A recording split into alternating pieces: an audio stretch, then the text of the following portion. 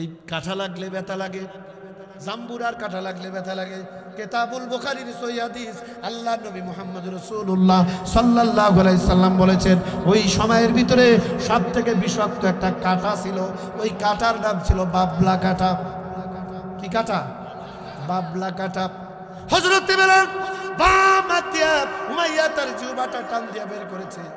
এমনিতে হাতে হাত করা লাগানো, কোমরে রশি, পায়ে ডান্ডা বেরি, উত্তপ্ত গরম বালুর উপরে চিৎ করে শোয়া, চামড়া ঝলসে গিয়ে টপ টপ করে রক্ত পড়তেছে, ব্যথার যন্ত্রণায় হযরত বেলাল কাতর।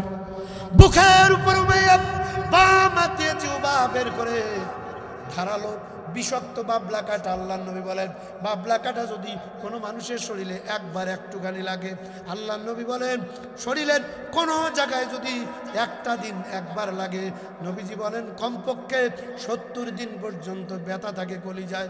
আল্লাহু আকবার কর। এত কষ্টদায়ক ব্যথা, যার নাম ছিল বাবলা কাঁটা। উমাইয়া ধারালো বিষাক্ত বড় বড় বাবলা কাঁটাগুলো এনে হযরত বেলালের জিহ্বাটা, ওই যে কোরআন তেলাওয়াত করলেন, সূরা ইখলাস 3 বার পাঠ করলেন, মেজাজ খারাপ, বাম হাত দিয়ে জিহ্বা ধরে ডান হাত দিয়ে বাবলা কাঁটা দিয়া হযরত বেলালের জিহ্বাটা এফর ওপর করে দিলেন।